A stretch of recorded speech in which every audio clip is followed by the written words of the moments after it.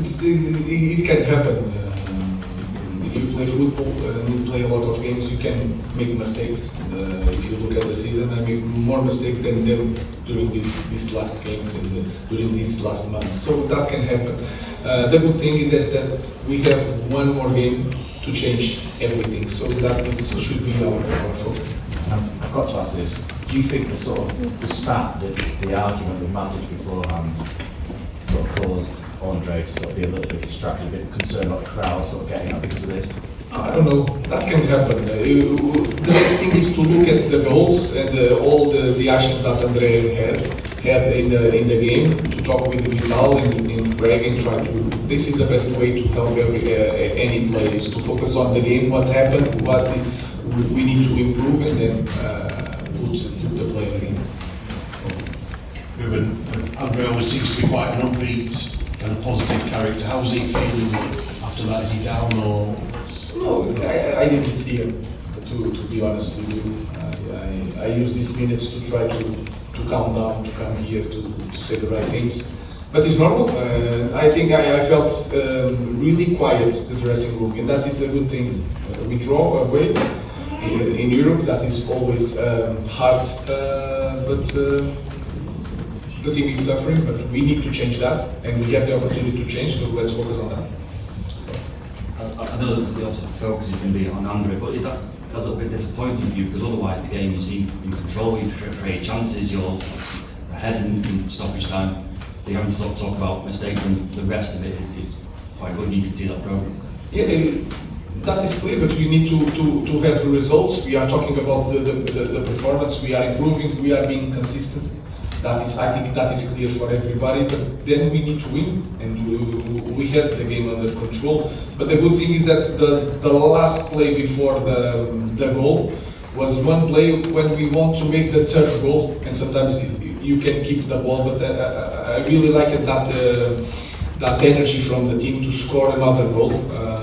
But again, that can happen. We need to focus on changing that next Thursday.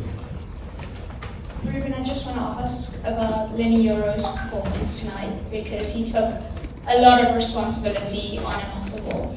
Yeah, it's really good. He's really confident. I think he's improving the physicality. It was something that he was struggling. He didn't have pre-season, so we had to maintain Lenny sometimes with a little bit problems, and we start again. So we are seeing all the work that all the staff is doing with Lenny.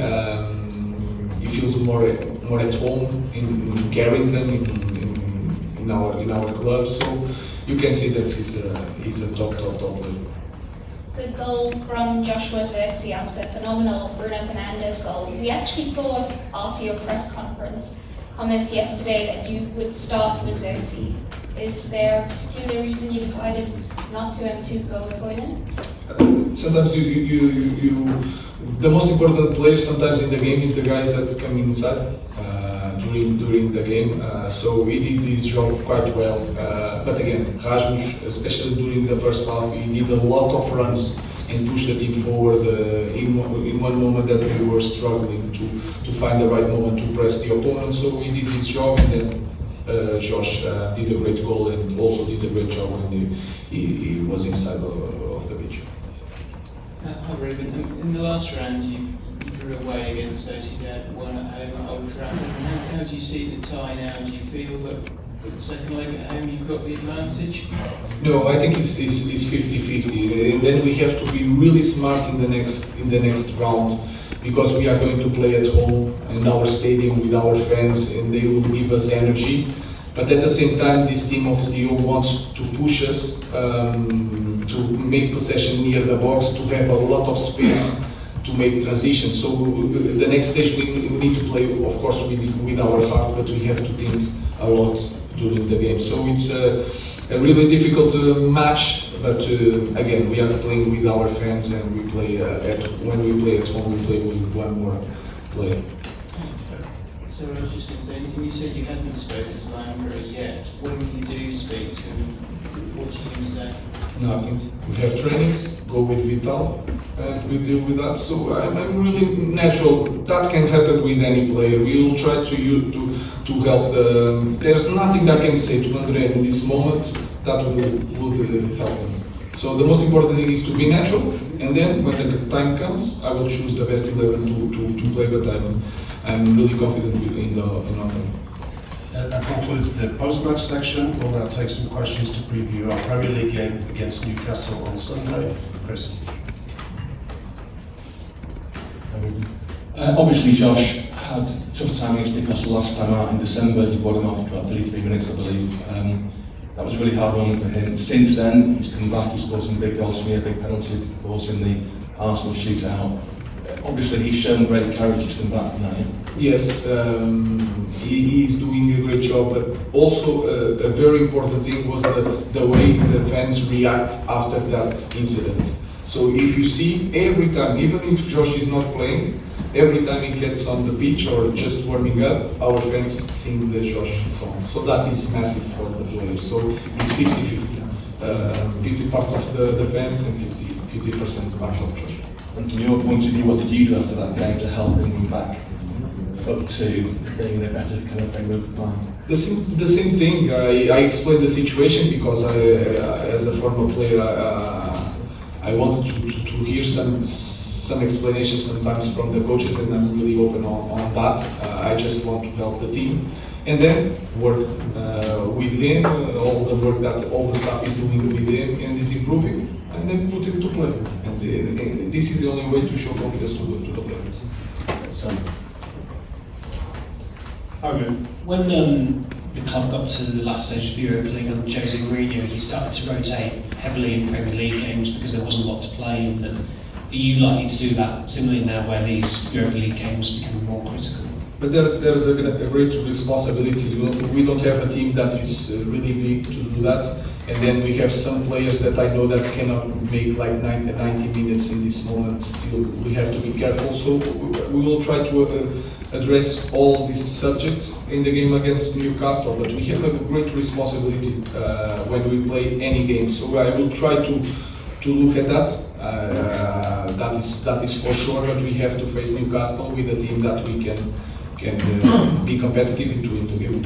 Will you roughly have the same squad as for that game on Sunday? Sorry? Will you have pretty much the same squad, or will some players come back? No, I think it's the same. squad. So, What would you make of Newcastle at the moment? You indicate before the derby that, as Sam alluded to, you might have to rotate. You're going to have to prioritise next Thursday for the game as it is. Yeah, to sometimes winning games is the best way of preparing the next one. Of course, I'm going to be careful with some players, but again, we need to be competitive. And when you are playing for Manchester United, you cannot go to the game thinking in the next one. So we are going to face this one, and then we'll have 3 days. We are going to prepare the game more in the way without a lot of run, a lot of training. It's just recovering, and then we will be fine on Thursday with our fans. But we need to face Newcastle in a way that we can win the game. What do you make of Newcastle and the threats that they pose in particular? Everything. They have top players, really good on set pieces, the physicality, the way they run and recover when they are beaten in the first pressure. So they are a team that play together for a while. So they won a title that was really emotional for everybody. You can see it during that week. But again, we have to think in our team the way we want to play these kind of games, and we are being more consistent in the way we play the game. So we'll try to do the same on Sunday. Just on Bruno Fernandes, he's played pretty much every minute this season. He's played his last 20 matches he started. Does it come to a point where obviously you've got to look at the Europa League and next week, do you think you can take him out of the Newcastle game, or is he someone that demands to play every game? It's an evaluation. We will make this evaluation with all the staff, with all the data that we have, and then because we know already the players, we will try to protect that ones that it will be hard to make a lot of games. But Bruno Fernandes is playing all the time and is playing better all the time. Sometimes this kind of player has to play in every match, but we will address that in this day that we have to prepare.